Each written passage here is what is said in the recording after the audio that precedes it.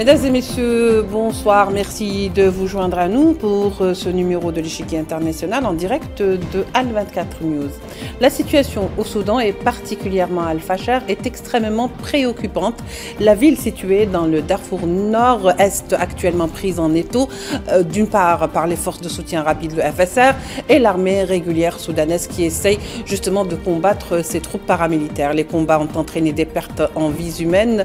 La CPI, la Cour pénale internationale, elle parle de possibles crimes de guerre et de crimes contre l'humanité également. La situation dans cette capitale du Darfour du nord-est frôle la catastrophe humanitaire en plus de la famine dans toute sa forme. Que se passe-t-il alors au Fasher? Pourquoi ces atrocités reviennent sur la scène médiatique maintenant et aujourd'hui et loin de la guerre fratricide? Que cache cette guerre du Soudan? Et après une première scission entre le nord et le sud du pays, va-t-on vers une désintégration du pays? Et qui arrêtera finalement cette guerre de trop?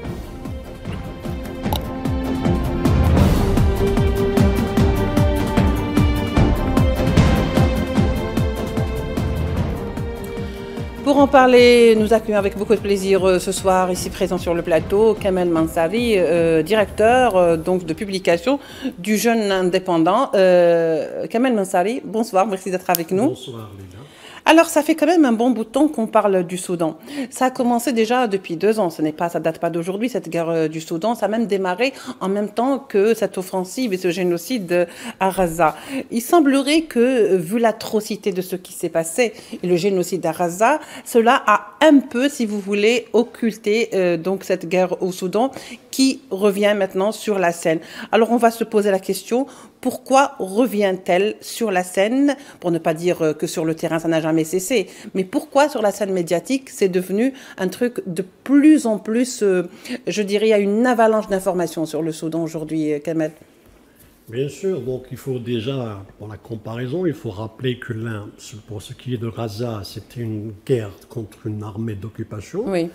Contrairement au Soudan, c'est une guerre civile entre deux forces qui s'entretuent pour le contrôle du pouvoir et du pays. Donc, mais la question palestinienne existe depuis 75 ans. Donc, il y a une différence dans l'approche, dans la raison, dans les fondements et encore plus dans l'atrocité. C'est une puissance occupante étrangère, Israël, soutenue par des puissances occidentales. Donc, on voit un petit peu le schéma et la différence quand on veut analyser et appréhender les deux conflits. Donc, il y a une différence de taille. Donc, la communauté internationale était préoccupée par une population qui était forcément sujette à des atrocités du jamais vu. Depuis le 7 octobre 2023, on voit une population qui est décimée, qui subit des bombardements du jamais vu, contrairement au Soudan où les armes utilisées jusqu'à aujourd'hui, donc c'est des cas limités, y compris limités dans l'espace et dans la manière dont sont utilisées les armes. Donc on a fait une force d'infanterie contre une force régulière, mais ce qui s'est passé à Gaza, qui a pris bien sûr les devants de l'actualité, c'était la sauvagerie avec laquelle Israël avait mener ces opérations, ces agressions contre une population civile enclavée dans une superficie réduite, contrairement au Soudan. Donc c'est pour cela que la priorité était pour la Palestine, contrairement au Soudan. Donc aujourd'hui, avec l'accord de paix en Gaza, un accord de paix qui reste toujours fragile. Entre parenthèses, oui. Oui, fragile, et entre parenthèses, comme on l'a dit plusieurs fois, précaire, oui. On voit maintenant ressurgir la question du Soudan parce que déjà les médias occidentaux, parce qu'il faut remplir, si vous voulez, le travail des journalistes dans le monde, donc il faut bien rebondir sur la question du Soudan alors que d'autres conflits dans le monde comme celui de l'Ukraine est en train de comment dirais-je, de rester dans l'état où il est, donc il n'y a pas d'avancée. Par contre, quand on voit des massacres qui subissent les populations, forcément les ONG et bien évidemment les Nations Unies réagissent à ce genre de situation parce que ça pose un problème humanitaire d'abord, bien évidemment. Il y a également plusieurs étapes, c'est-à-dire on est passé des mutilations, des attaques contre la population civile parce que finalement c'est la population civile qui est prise en étau entre, si vous voulez, cet affrontement affrontements entre les guerres, entre plutôt l'armée régulière et les forces paramilitaires du FSR de Hamidti. Alors on va dire, Kamel Mensari, que se passe-t-il réellement au Fasher? Pourquoi tout l'enjeu aujourd'hui est concentré au Fasher, et on verra par la suite le Cordovan.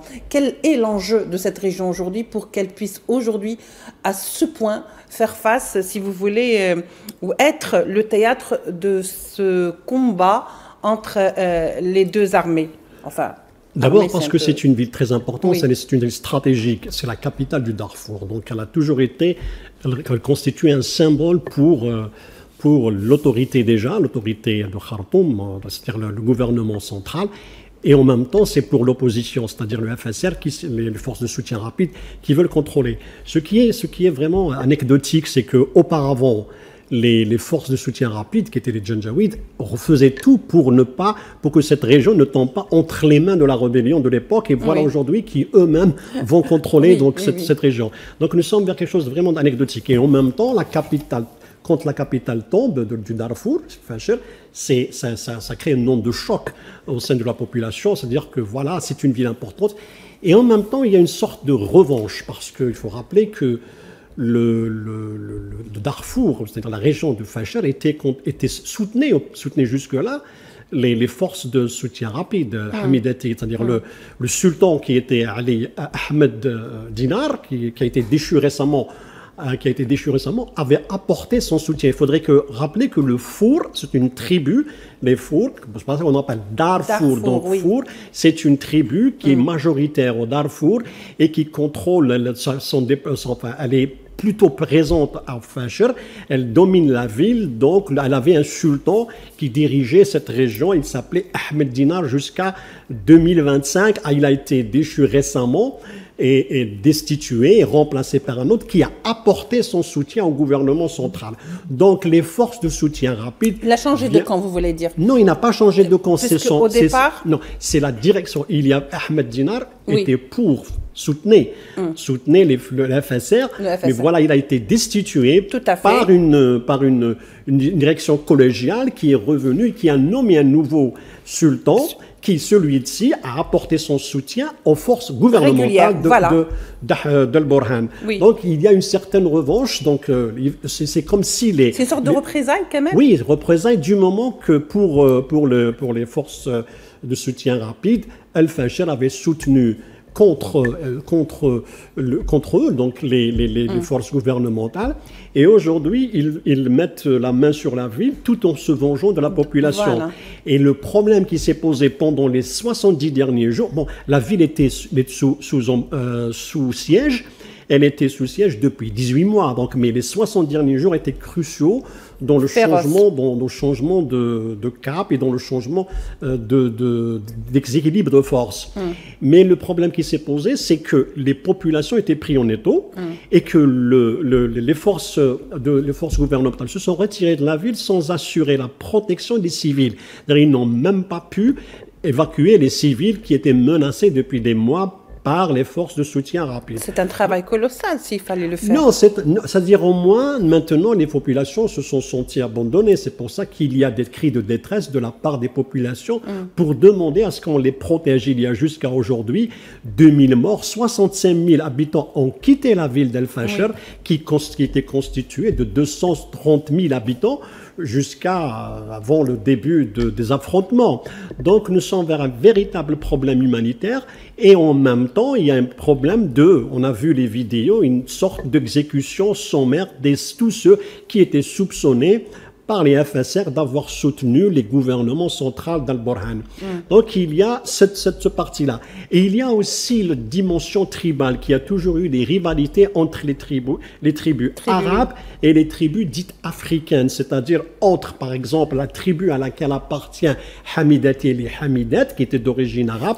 De laquelle sont issus les Janjaouides, contre les autres tribus, comme celle des Massalides, ou bien des fours qui sont considérés comme des tribus inférieures par rapport. Il y a cette dimension-là raciale et raciste qui donne un petit peu, qui constitue une sorte de poussoir idéologique ou poussoir c'est un prétexte trouvé parce que oui. Nous, cette non, guerre, c'est une, peut-être qu'il n'y aurait pas eu autant de racisme dans l'affaire. Ce n'est pas un prétexte, ça existait déjà en 2003. Il y avait cette politique qui a été menée par les Janjaouides pour faire taire l'opposition menée par justement le mouvement de libération du Soudan qui était autrefois opposé au gouvernement central, s'est rallié avec le gouvernement central, y compris le mouvement de la justice et d'équité qui a aussi rallié le gouvernement central. Pourquoi? Parce qu'il faut rappeler, quand on revient à 2023, qu'est-ce qui s'est produit au mois d'avril? C'est qu'il y a eu la raison pour laquelle ces combats ont commencé. C'est que le gouvernement dirigé par Burhan avait demandé, pour que l'application de la transition se fasse, à ce que les troupes menées FSR rejoignent l'armée dans une période de 2 ans. Hamidati a demandé 10 ans, donc il y a eu cette friction, d'où les combats. Le problème qui s'est posé, c'est que l'armée soudanaise, l'armée dirigée par Burhan, n'avait pas d'infanterie. Le FSR constituait l'infanterie. Cette infanterie, oui. Donc c'est-à-dire les hommes, les troupes, les hommes de l'armée de terre, si on veut, c'était potentiellement, c'était totalement dirigé par les forces de soutien rapide, dirigées par Hamidati. Donc il y a eu ce problème-là qui s'est posé. Mais aujourd'hui, donc, qu'est-ce qui s'est passé? C'est pas un problème de leadership, Kamel Mansari? Oui, bien sûr. La crise, finalement. Tous les deux avaient mené le coup d'État de 2021. Voilà, ils étaient bien amis. Ils devaient exécuter une transition qui a été consignée en 2020. Donc c'est pour cela qu'il y a eu l'accord de Port-Soudan, qui était justement sponsorisé et assuré par l'Union et les Nations Unies et l'envoyé spécial, M. Ramtal Amamra, qui avait justement bien fait baliser le terrain pour que toutes les mouvances soudanaises se rencontrent et aillent vers un dialogue national. Chose qui a été refusée par les FSR qui se sont réunis à Nairobi.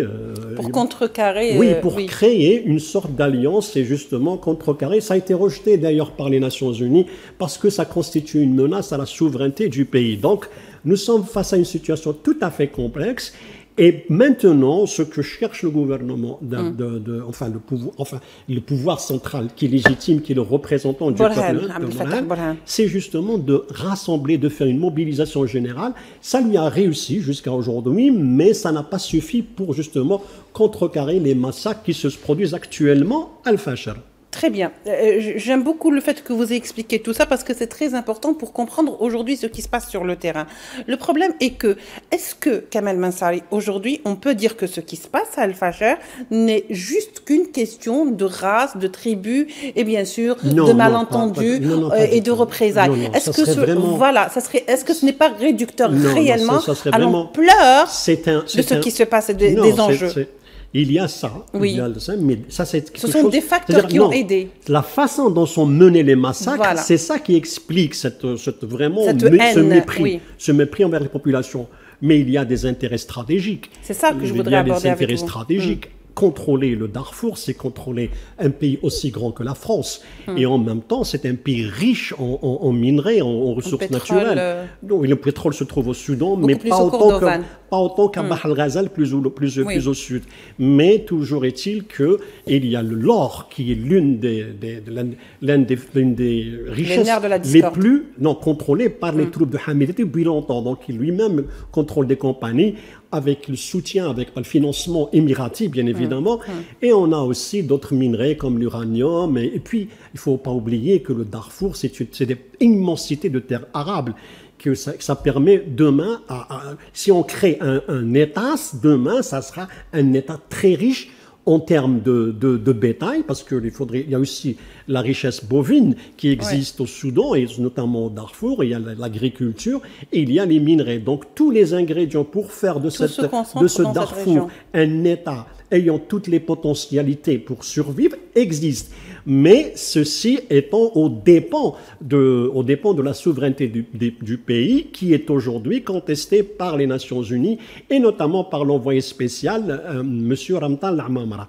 Donc aujourd'hui, que veulent faire le gouvernement central, c'est de ne pas reconnaître, c'est de récupérer, de dire que ce qui se produit aujourd'hui au Darfour, ce sont des crimes contre l'humanité menés par une faction terroriste, par une faction qui est au service de forces étrangères, comme l'a dénoncé le représentant du gouvernement soudanais aux Nations Unies lorsqu'il est allé porter plainte auprès de l'ONU contre les Émirats, qu'il a accusé ouvertement de soutenir, d'ingérence et justement de jeter de l'huile sur le feu au Soudan. Facteur d'instabilité dans la région du Sahel et dans cette région également de la Corne de l'Afrique et du Soudan. Finalement, Kamel Mansari, on va dire...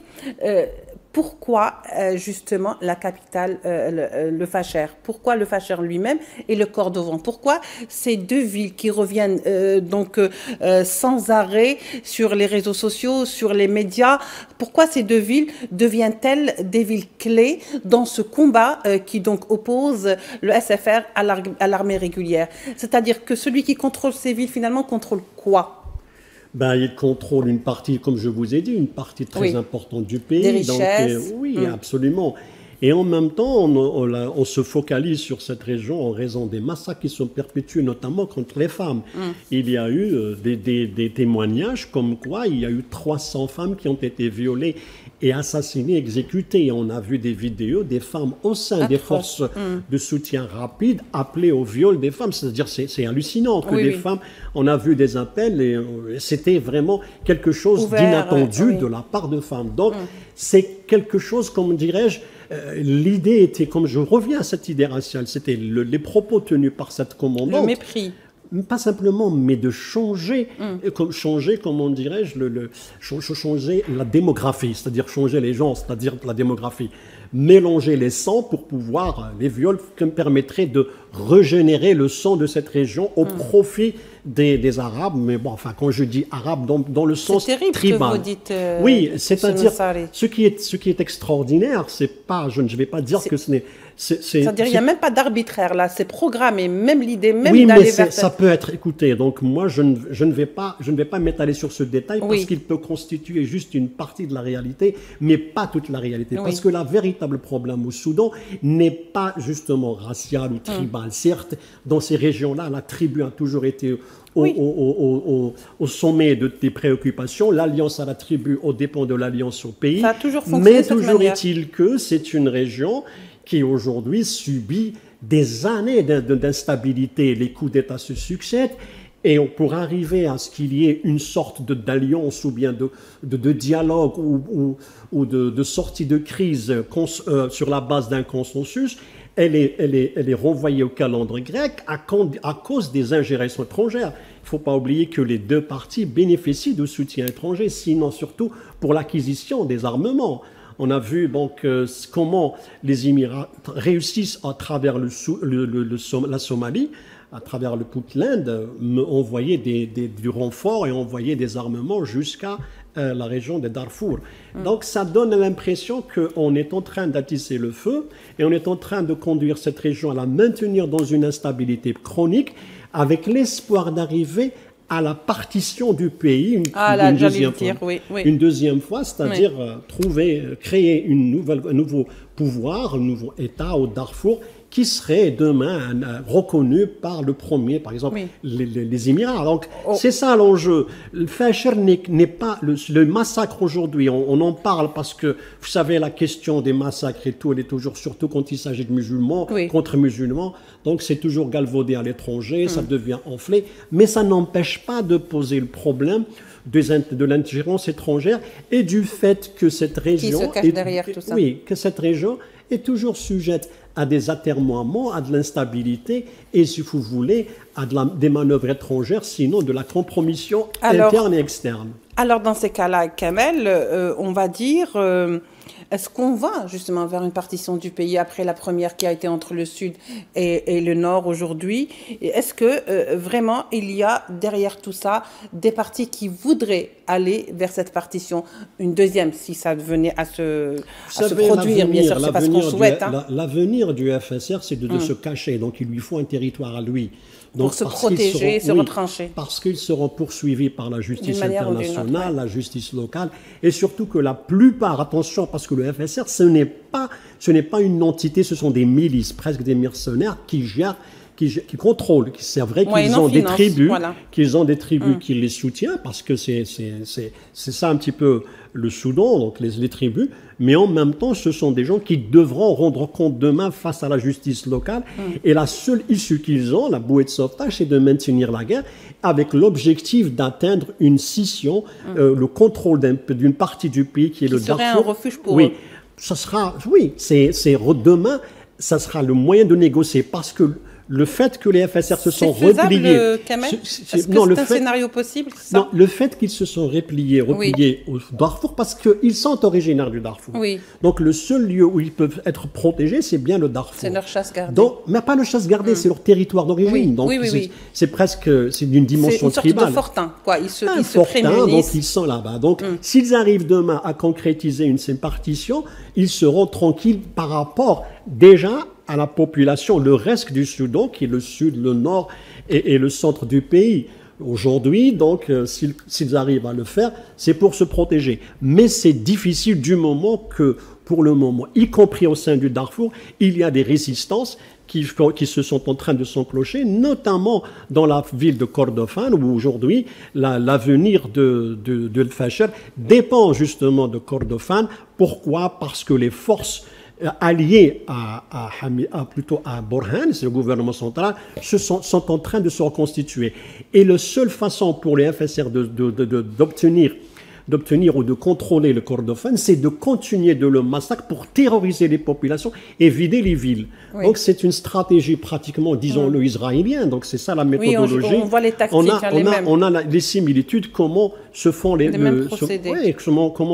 massacres, comment on procède par massacre collectif sans crier gare. Et en plus de ça, c'est le fait que les massacres sont filmés. Pourquoi? C'est pour envoyer des messages aux autres dans les autres villes. Voilà ce qu'il vous attend. Parce qu'on ne va pas filmer juste la terreur. On ne va pas filmer pour s'enorgueillir ou jouer au palmarès. C'est parce qu'il y a un message derrière ça médiatique, celui de terroriser les populations. Si vous ne quittez pas la ville de Kordofan, voilà ce qu'il vous attendra.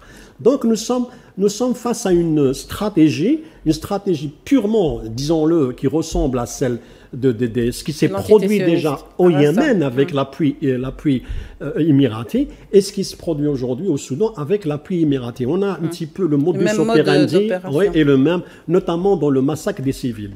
Alors pour conclure, Kamel Mansari, Abdel Fattah el-Burhan est donc dans Port-Soudan, il n'est pas encore à Khartoum. Que faut-il dire donc de ces deux villes, donc Port-Soudan et Khartoum? Donc finalement, quel est le jeu qu'ils peuvent vraiment, ou quel rôle de quelle manière peuvent-ils contribuer justement? Comment doit-on aujourd'hui voir Khartoum et le Port-Soudan? Khartoum était invivable, devenu une ville invivable. Bon, c'est une ville en flammes maintenant. Oui, c'est devenu vraiment un terrain d'affrontement. Stable. Le siège près de la présidence a été vraiment démoli. Donc, comme je vous ai dit au départ, donc, il y avait l'armée régulière avec l'aviation, tandis que les autres c'est l'infanterie. Donc ils contrôlaient les rues et les villes. Non, maintenant, c'est vrai que depuis Borhan s'est installé à Port-Soudan, c'est symbolique. C'est une ville très névralgique. Il y a le port, il y a un aéroport, Donc même le président peut rencontrer les émissaires de tous les pays là-bas. Aujourd'hui, El-Fasher aussi, elle est symbolique dans le sens où, comme je vous ai dit, elle est la capitale du Darfour. Oui. Et si elle a résisté jusqu'à aujourd'hui, c'est parce qu'elle pouvait, grâce au soutien populaire. Mais maintenant, donc les deux veulent. Borhan n'est pas dans le jeu, c'est-à-dire il veut reprendre le contrôle du pays contre une milice avec laquelle il était associé, mais en même temps, elle se rebelle contre lui et son avenir dépend. C'est-à-dire si le Darfour ne tombe pas sous le contrôle total des milices du FSR, force de soutien rapide, là, oui, il aura probablement un grand problème. Mais si demain, par exemple, les forces de soutien rapide sont chassées, parce qu'ils sont, c'est pas une armée structurée. Oui, c'est des paramilitaires. C'est une armée structurée. Et en plus, les commandants sont livrés à eux-mêmes, ils sont laissés à leur propre libre arbitre. Ils font ce qu'ils veulent en fonction du terrain. Donc il n'y a pas. Donc si des rivalités naissent, il pourrait y avoir un truc interne. Oui, comme là, c'est ça qui fait accentuer le risque de massacre et de tuerie. Par contre, pour ce qui va l'advenir, c'est que revenir à la proposition faite par la Mamra, celui de revenir au dialogue, certes, Borhan a rejeté le plan américain parce que le plan américain pose le problème de la légitimité. Non, la légitimité. Donc, pour la seule solution qui reste pour les Soudanais, c'est d'aller vers le dialogue proposé par Ramtan al-Mamra. C'est-à-dire ce qu'ils auraient dû faire avant même qu'on en arrive à cette situation. Exactement. Merci en tous les cas beaucoup, Kamel Mansari, pour toutes ces explications. On en avait quand même besoin. Je rappelle que vous êtes directeur de publication du Jeune Indépendant. Merci à vous de nous avoir prêté attention. On se retrouvera certainement demain pour un nouveau sujet. Au revoir.